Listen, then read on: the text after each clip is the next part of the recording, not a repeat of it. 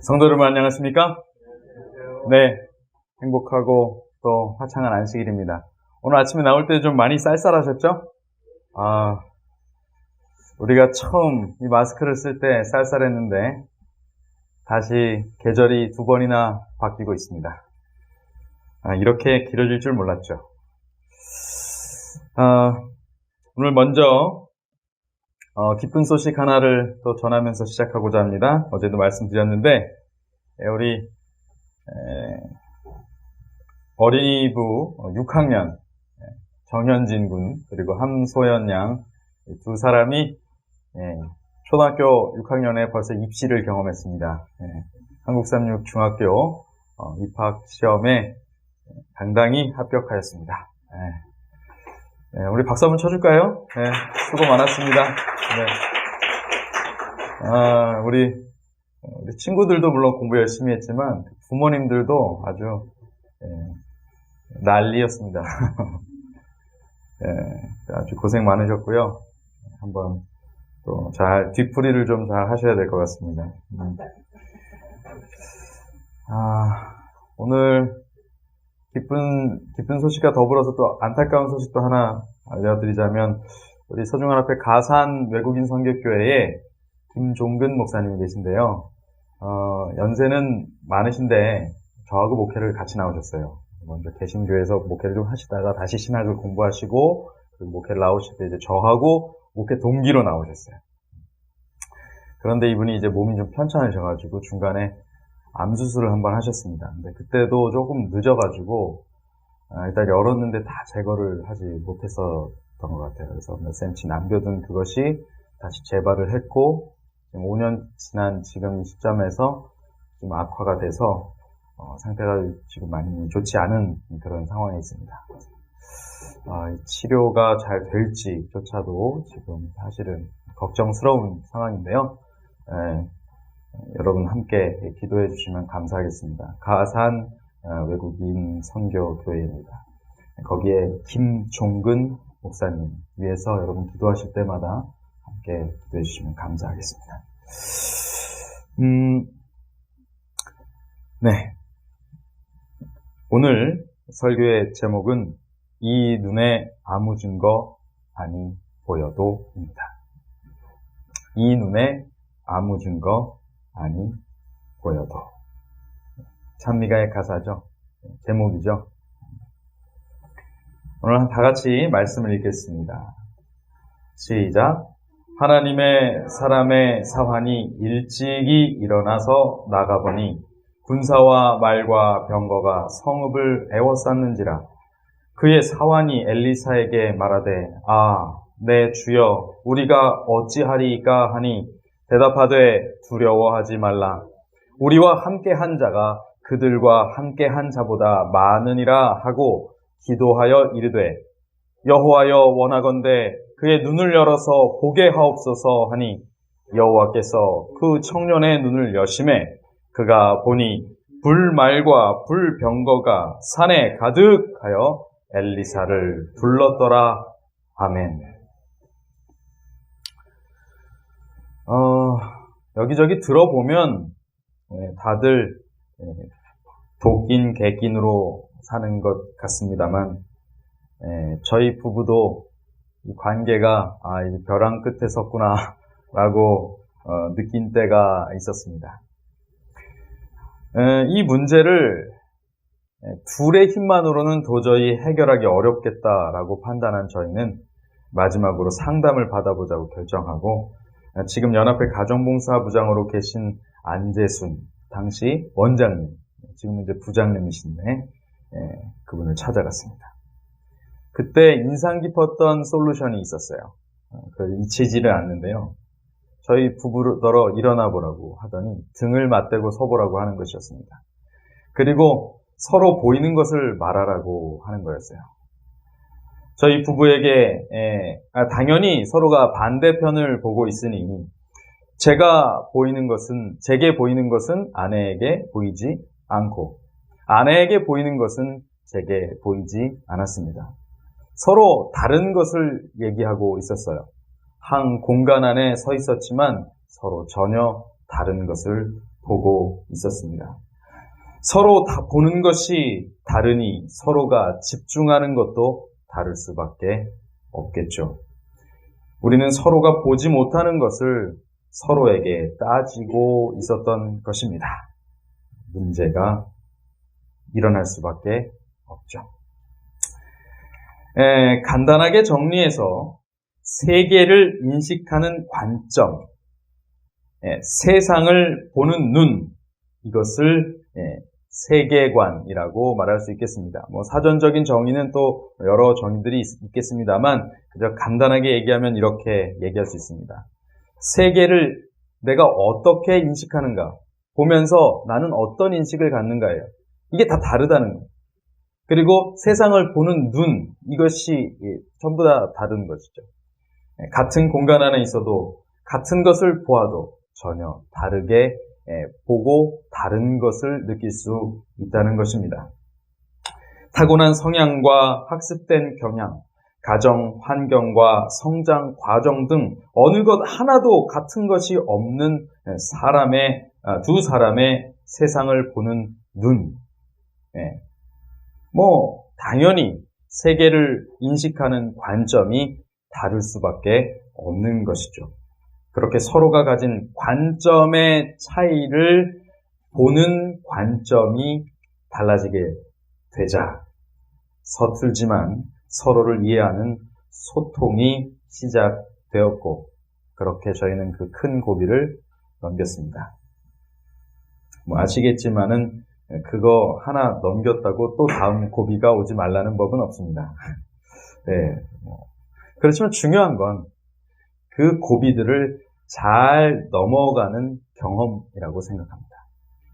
그렇게 보는 관점이 달라진 것, 서로가 서로의 관점을 존중해 가는 것, 이런 물론 거칠게 다툼이라는 어떤 과정을 통해서 이것을 배우기는 하지만 어쨌든 그렇게 해서 익혀가는 그 경험 자체, 그 과정 자체가 매우 중요하다라고 생각을 했습니다. 여기에는 옳고 그름의 문제가 사실 중요한 게 아니었어요.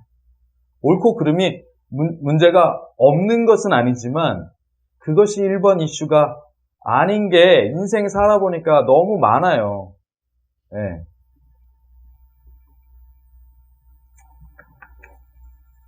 세계관의 차이는 서로 보는 것이 다른 것입니다. 자기 자신에게 솔직하면 솔직할수록 상대와의 견해 차이만 더 분명하게 되는 거죠. 나는 솔직히 난 이래 라고 얘기하면 얘기할수록 저 사람의 솔직함과 내 솔직함이 만나면 서로 완전히 다르다는 것만 더 확인하는 거예요. 갈등이 발생하면 그 당사자들은 서로 목에 핏대를 내세우고 뭐라고 얘기합니까? 객관적으로 볼 때 객관적 정당성을 주장합니다. 그러나 사실상 개인의 의견 충돌에 있어서 결국은 옳고 그름보다는 서로 다름의 문제가 더 많은 것이죠. 세상에 단 한 사람도 똑같이 나고 자란 사람이 없다는 것은 모든 사람이 다 다른 관점을 갖고 살아간다는 뜻일 수도 있습니다. 그것은 전혀 잘못된 것이 아니며 오히려 하나님께서 허락하신 개성이고 달란트다라고 바꿔서 볼 수 있는 것이죠. 그러니까 부부의 의견이 안 맞는 것은 서로 존중하고 조율할 일이지 잘못되었다고 충돌할 일이 아니다라는 것을 그렇게 잘 알면서도 왜 매일 그럴까? 어쨌든 그렇다는 뜻입니다. 여러분들 가정에서 잘 조율해 가시기 바랍니다.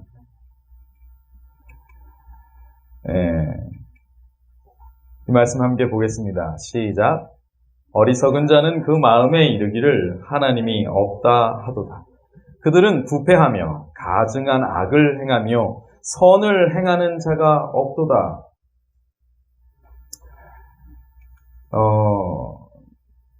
이번 주 교과는 기독교 세계관의 정당성과 탁월성을 다룹니다. 우리가 가지고 있는 세계관은 일반 통속적인, 세속적인 세계관과는 다릅니다. 우리가 가지고 있는 세계관을 기독교 세계관이라고 일반적으로 부릅니다. 그것은 굉장히 정당하고 시대 적절하며 탁월합니다. 그 과정에서 그것을 주장하다 보면, 그것을 그 우월성을 이야기하다 보면 그 과정에서 진화론 혹은 무신론과의 비교나 비평은 불가피한 요소 중에 하나죠. 사실 어떤 면에서 유신론적 세계관을 가진 사람하고 또 무신론적 세계관을 가진 사람하고 서로 자기가 옳다고 주장하면서 이야기하는 것은 매우 인간적이고 자연스러운 일일 것입니다. 뭐 전혀 다른 것을 보고 있으니 야, 이 방엔 이게 있어. 그럼 아니야, 저게 있어. 서로 보지 못하는 것들에 대해서는 얘기할 수 없어요. 자기가 보는 것만 얘기하게 돼서 그것으로 주장이 서로 엇갈리는 것은 자연스러운 일일 수 있습니다. 우리는 한 세상에 살아가지만 보는 방향이나 보는 관점이 다르기 때문에 유신론적 세계관과 무신론적 세계관은 큰 차이를 가지고 서로 주장이 엇갈릴 수밖에 없죠. 그러나 무신론자들은 전부 부패한 악인이다. 여러분, 이거 맞습니까? 틀립니까? 요거 이제 기독교 세계관에서 용납이 안 되는 거예요. 그럼 반대 입장에서 기독교 세계관으로 이 말씀을 시편 53편 1절의 말씀을 들이대면서 니네 신 안 믿으면 이건 끝이야. 예수 천당 부신 지옥이다. 이렇게 얘기하면 뭐라 그래요? 아이고 견독교들 뭐 이렇게 얘기하는 것이죠. 또 반대로 또 비난의 화살이 또 돌아옵니다.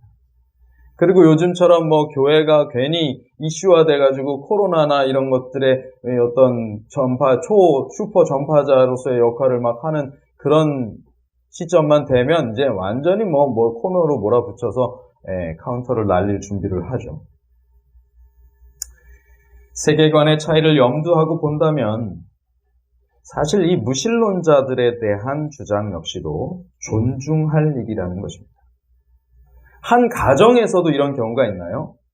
아내는 믿고 남편은 믿지 않고, 또 반대로 남편은 믿지만 아내는 믿지 않는 경우가 왕왕 있습니다. 교회마다 그런 가정이 다 있어요. 그 사람들은 다 부패한 악인이다. 이렇게 얘기하면 뭡니까? 우린 다 부패한 악인들하고, 물론 뭐 큰 틀에서는 그렇게 말할 수 있겠지만은 그렇게 말하면 정말 인생이 비참해지죠. 그래서 우리가 인격적인 문제에 있어서는 그 주장의 옳고 그름을 떠나서, 그리고 우리가 가진 기독교 세계관의 관점과 관계없이 진화론적 세계관으로, 무신론적 세계관으로 가득한 교육을 이미 그걸 잔뜩 받아서 그것을 주장하고 그것을 따르며 살고 있는 사람들의 삶을 존중할 필요가 있다. 그들의 세계관도 존중해 주어야 한다라는 것입니다. 그것은 그들의 인격을 존중해 주는 거예요.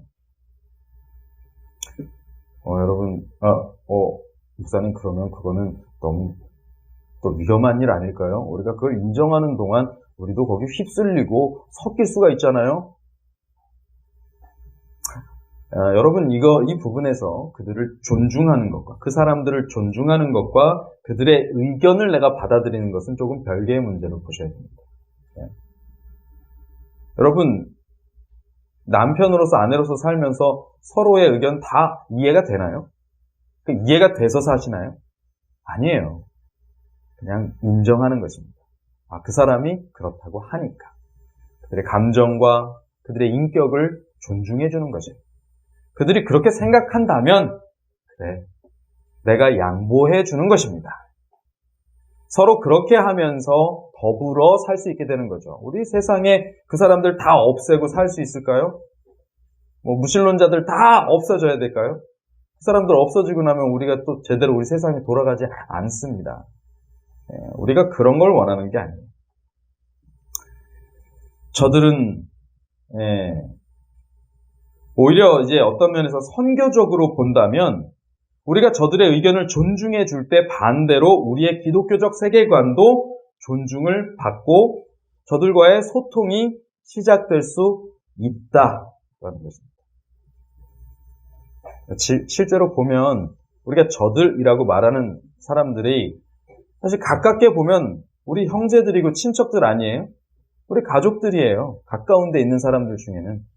저희 친척 중에는 저희 아버지만 재림 신자십니다. 그래서 저희 가족만 지금 믿고 있어요.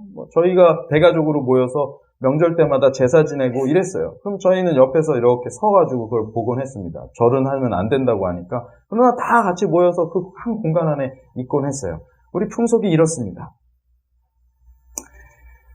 한 혈통으로 지으신 바 된 우리의 형제들 그리고 친척들입니다.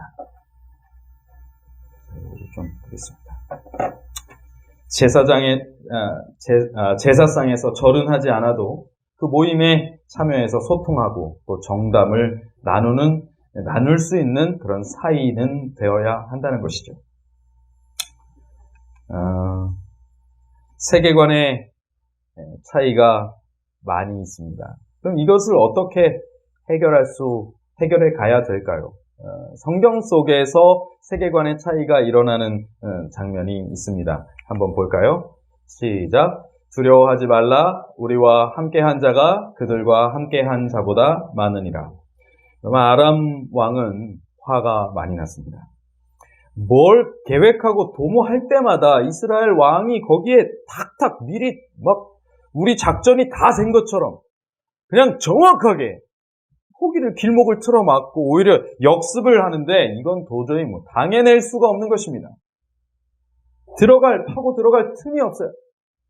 원인을 찾아보니 이스라엘에 누가 있습니까?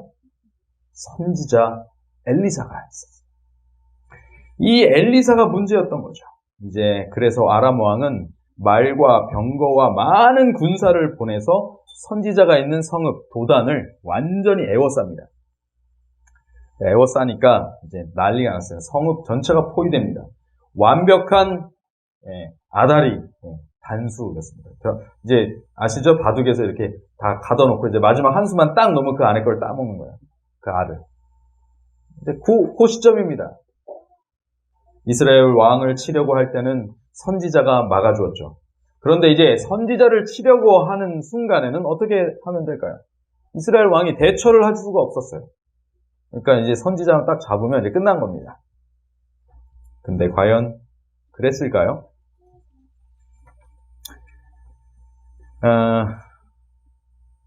가끔 제 집사람이 작은 일에 화들짝 잘 놀래요. 놀라는 걸 잘합니다. 그럼 저는 그럽니다. 하면서 저한테 딱 이래요. 그러면 아유 당신 때문에 더 놀랐어.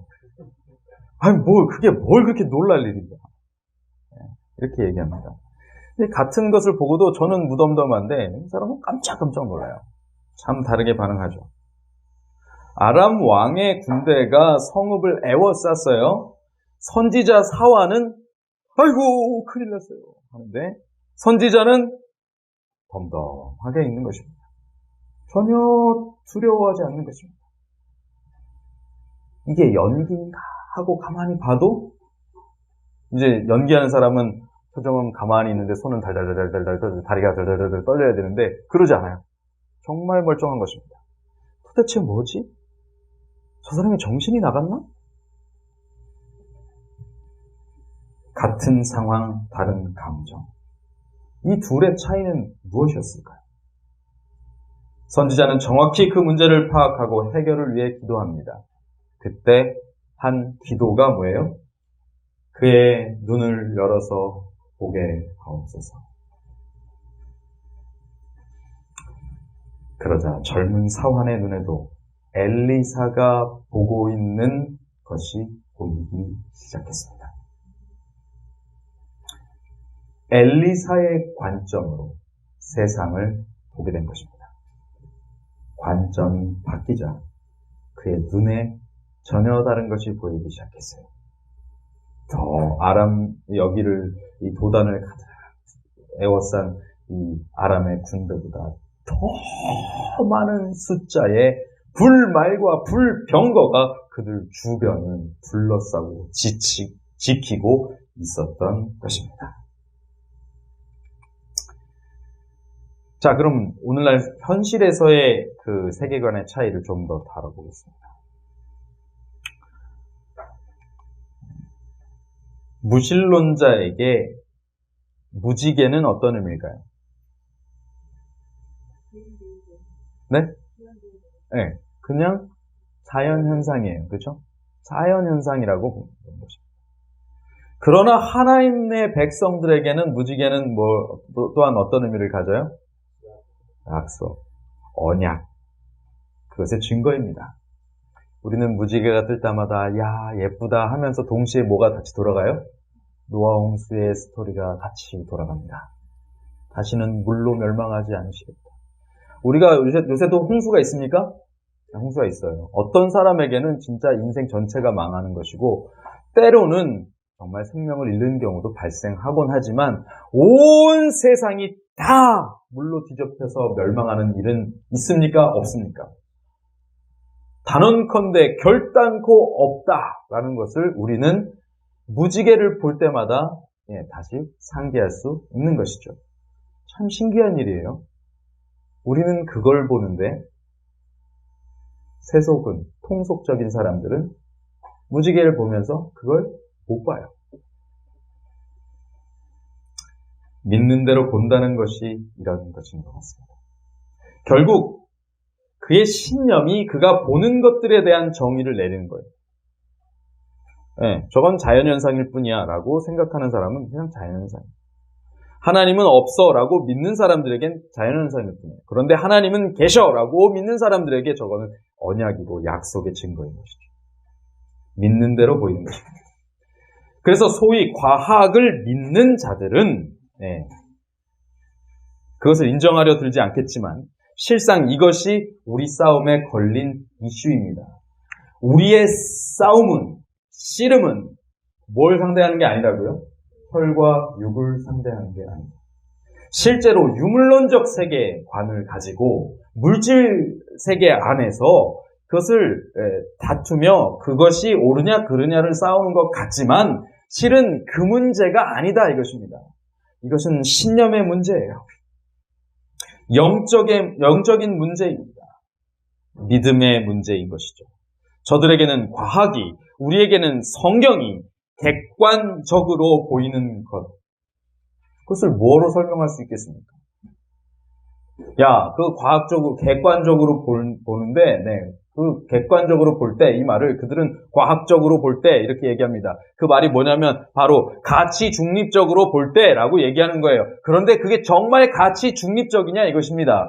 그건 그들의 객관성이고, 우리가 성경에 기록된 객관적인 사실로 볼 때라고 얘기하는 것에 대해서 존중받지 못할 이유가 하등 없다라는 것입니다. 왜요? 세상이 어떻게 생긴지 그들은 알아요? 진화론입니까? 진화 법칙입니까? 법칙이 아니에요. 론입니다. 그것은 완전히 법칙화돼서 밝혀진 내용이 아니에요. 그럼에도 불구하고 그것에 의해서 지구가 생겨나고 또 이렇게 진행되고 사라진다고 생명체가 나고 죽어간다고 이렇게 생각하는 게 이 생태계가 유지된다고 생각하는 것이죠. 이게 이미 이 진화론적 사고를 먼저 배우고 그것이 각인된 사람에게 있어서는 지금 이것을 비평하는 것 자체가 굉장히 어이가 없는 일입니다. 그렇죠. 저 기독교인들 꼴통들 저렇게 얘기한다. 무식해서 알지도 못하고 저렇게 얘기한다. 그러나 그것이 과연 예전에도 그랬을까요? 아니요. 예전에는 사실 과학이라는 이름으로 함부로 신본주의에 대해서 비평할 수 없었어요. 그러니까 마치 그때의 그러한 일에 대한 반작용처럼 그렇게 거세게 오히려 더 그렇게 보이는 것 같습니다. 사람의 마음과 영적 세계의 문제예요. 이것은. 이 말은 우리 역시도 분명한 우리의 입장에 대한 신념을 비과학적인 죄송합니다. 넘어가 버렸네요. 제가 뭘 눌렀나요?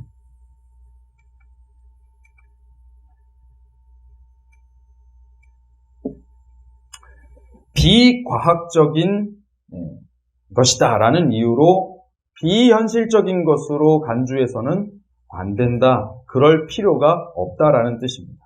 성경적인 것이라고 해서 비객관적인 것이다. 비현실적인 것이다. 이렇게 그냥 매도하지 않아도 돼요. 물질과 과학은 참으로 세상을 지탱하는 것이고 구성하는 것이고 또 세상을 파악하는 데 중요한 어떤 학문의 하나이긴 하지만 세상이 그것만으로 움직이는 것도 또 그것만으로 판단되어지는 것도 아닙니다.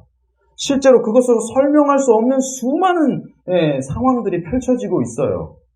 그리고 그것이 과학으로 어떤 설명이 된다고 해서 그것이 꼭 또 과학으로 다 통제 가능하고 그런 것도 아닙니다. 그렇죠? 막연한 이론으로 설명했다고 해서 그것이 마치 다 과학적인 것이다. 아니요, 그렇지 않다는 것이죠. 종교를 강요하지 말라면서 공교육은 가치 중립적이어야 한다고 말하지만 또 기독교 세계관의 입장에서 보면 사실상 학교에서 진화론적 가치를 강요하고 있는 것으로 보일 수밖에 없는 거예요. 그게 법칙도 아니면서. 그렇게까지 반대 입장의 세계관을 틀어막으려고 애를 쓰는 모습이 있고, 과거에 왜곡된 신념으로 신의 뜻 이렇게 하면 다 되는 그런 것을 남발하던 그 시대의 모습과 오버랩될 지경입니다. 그땐 그게 잘못이었다면 지금은 이것이 제가 볼 땐 큰 함정에 빠진 모습입니다. 자, 그러면 이제 우리가 할 일은 무엇일까요? 먼저 저는 영적인 눈을 뜨는 것, 즉 우리의 신념을 분명히 하는 것이 우리가 먼저 할 일이라고 생각합니다. 이것은 나와 다른 세계관을 가진 사람과의 인격적인 인간관계에 선을 긋는 게 아니고요. 내 마음가짐과 내 세계관을 정리하자는 것입니다. 내가 정말 어떤 신념을 가진 사람인가를 확인하자는 거예요. 내가 가진 관점이 어떤 관점인가를 확인하자는 것입니다. 내 마음속에 자기 마음속에서의 싸움을 끝내지 못한 사람들이 동료 인간들과 자꾸 싸웁니다. 누군가 나의 단점과 약점을 비난하고 공격하잖아요. 근데 그때 막 싸움이 나죠. 그 왜 그러냐면 내 속에서도 그게 아직 다 싸움이 끝나지 않았기 때문에 그래요. 여전히 내 안에 그게 컴플렉스로 남아있고 나도 그게 해결이 안 돼서 그래요. 그때 이제 뭐라고 얘기하면 되냐면 우리 이렇게 얘기하면 돼요. 한번 따라해보세요. 그래요. 오늘 아침도 나는 이미 그것과 싸우고 왔어요. 누가 너보고 야 지성훈 너 진짜 못생겼다 그러면 야 너 바보들어 바보라고 하면 기분 나쁜 거 알아 몰라 이렇게 하면 싸워요? 그게 아니고 그래요. 나 못생긴 것 때문에 오늘 아침에도 싸우고 왔어요. 나 스스로. 다 해결됐어요 이미. 그 사람과 싸울 일이 없는 거죠. 어느 순간 저도 제가 생긴 것을 인정하고 나니까 속이 편해지더라고요. 여러분 빨리 인정하십시오. 많이 편해집니다. 나와의 싸움을 끝낸 사람들은 남과 싸우지 않는 법입니다. 여러분 전도의 대상과 전쟁의 대상을 혼동하면 안 됩니다. 우리의 싸움은 혈과 육을 상대하는 전쟁이 아니에요. 우리는 영적 세계의 영적 싸움을 통해서 그 사람을 건지는 전도를 해야 되는 싸움에 우리가 들어가야 되는 거죠. 영적 눈을 뜨는 방법은 뭡니까? 하나밖에 없죠. 매일 아침 골방으로 가야 됩니다. 골방이에요, 골방. 우린 전쟁터로 가는 것이 다른 사람들은 싸우러 전쟁터로 나가고 우리는 골방으로 들어가서 누구하고 싸워요? 내 속에 있는 것과 싸워요. 내 속에 죄와 사투를 벌입니다. 거기서 영적 싸움에서 승리하기 위해서 우리의 눈을 여시는 하나님을 만나야 됩니다. 주여 우리의 눈을 열어주시옵소서. 내가 원래 보던 세속적인 관점으로 보지 아니하고 하나님의 눈으로 세상을 바라보게 하여 주시옵소서. 하나님의 눈으로 나를 보게 하여 주시고 그래서 나의 연약이 아니라 오히려 하나님의 강하시고 위대하심이 드러날 수 있는 통로로 보여지게 하여 주십시오. 엘리사가 무슨 힘이 있어서 아람 왕의 군대를 이길 그 재간이 있겠어요. 그리고 무슨 힘이 있어서 거기서 떠들지도 않고 이렇게 하고 있었겠어요. 그에게 뭐가 열린 것입니까? 하나님께서 보시는 대로 세상을 보는 눈이 열려 있는 거예요. 그러니까 탁 봤더니 우리 쪽수가 더 많아. 전문 용어죠. 근데 이걸 못 보는 게하시 그 사화는 어떻게 돼요? 바들바들 떨고 우리 군대는 없어요 지금. 엘리사 혼자서 저기 정신 나간 사람이 아니면 저렇게 하고 있을 수가 없는 모습이죠. 우리 눈을 여시는 하나님을 우리는 만나야만 합니다. 이제 말씀을 정리하면서 저는 우리의 세계관을 마저 정립하고 마치고자 합니다. 바로 기독교 세계관입니다.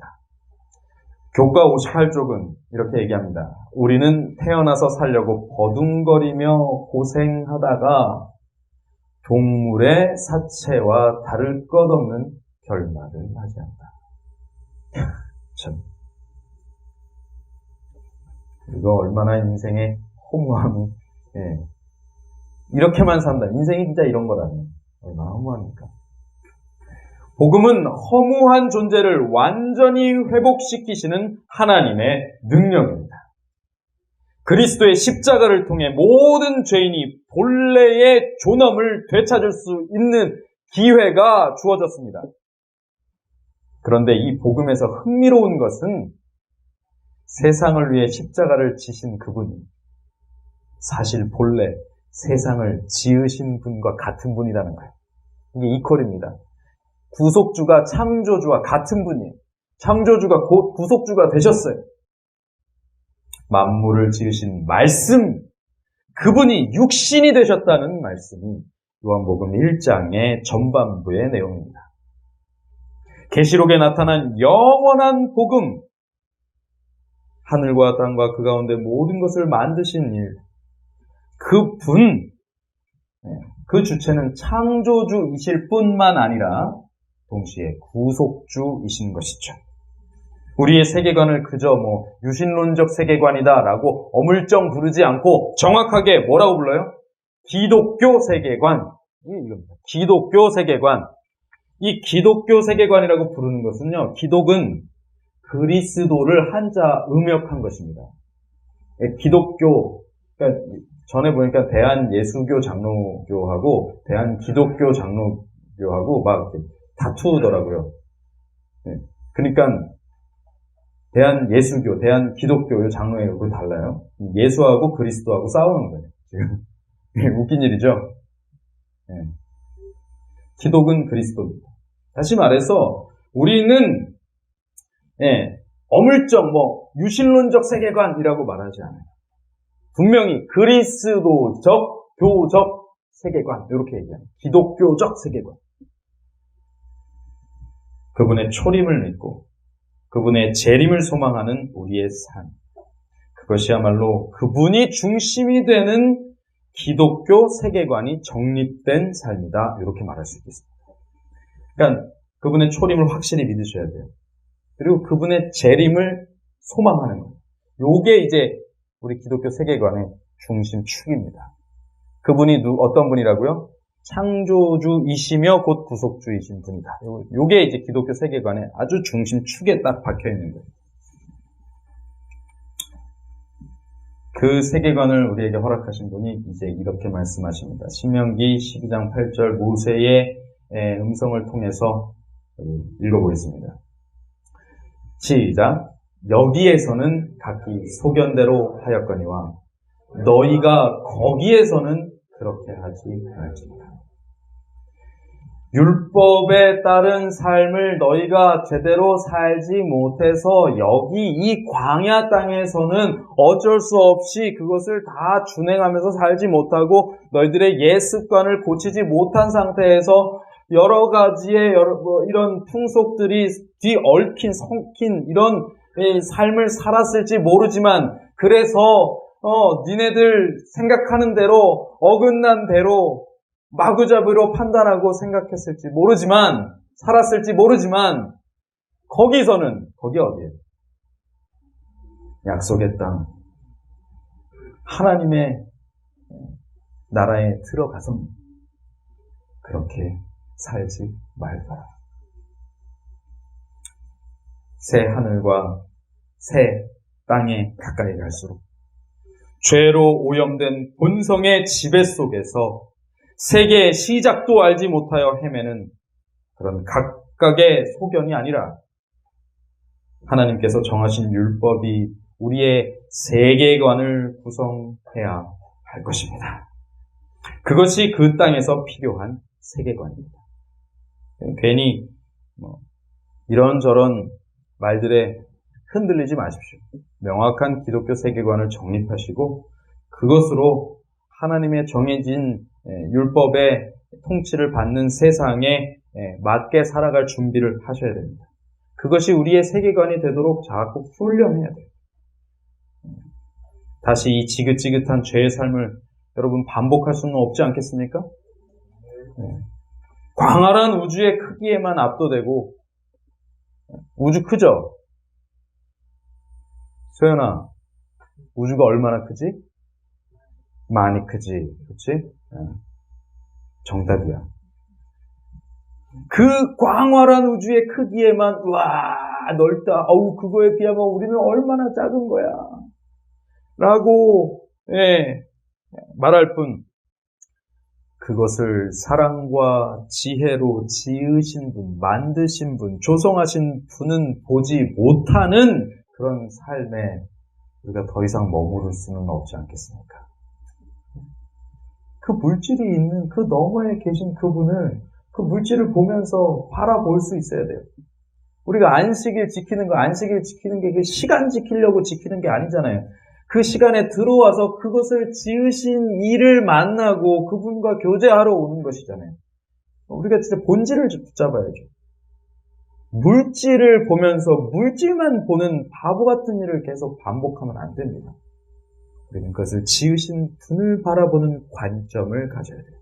이것이 기독교적 세계관입니다. 성령께서 우리의 눈을 여시고 육신의 눈으로 보지 못하던 것들, 그것을 볼 수 있게 해주시고 또한 그 보는 바대로 살아갈 수 있는 능력 또한 주시게 되기를 간절히 축원합니다.